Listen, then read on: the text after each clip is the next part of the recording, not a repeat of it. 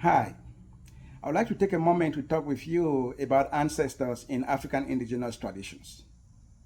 Now, in the last couple of videos, I did raise the question of whether African indigenous societies worshipped or do worship God or the gods. And my own take on the matter is that these societies, in fact, do not worship God or the gods.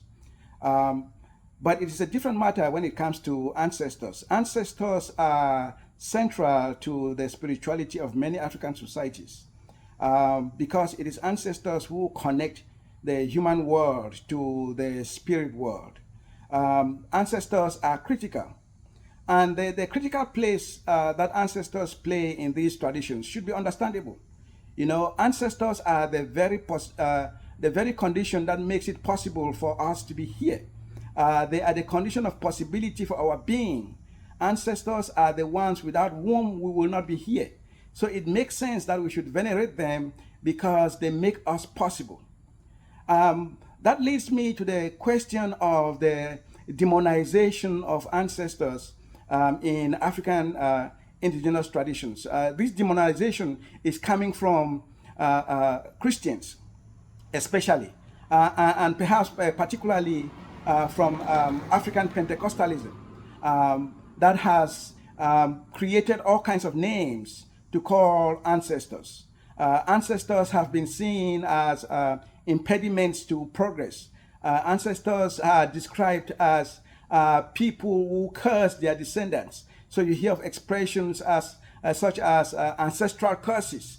Ancestral curses block the possibility of your progress. So African Pentecostals are asked often to break relationship with their ancestors, to break ties with their ancestors as a condition of possibility for their progress. Now, I want you to think about this. Now, if your parents, for example, who were alive in the world, helped you to grow up, they helped you to survive in the world. Now that they are dead, why would they be against you? Now, perhaps it may make sense if your parents or if your relatives were hurtful to you while they were alive. Now, when they are dead, perhaps you may want to cut ties with them. That may be understandable. But why would you cut ties with those who were helpful to you? Why would you see your ancestors as people who block your progress, even though they are the very condition that makes your presence in the world possible?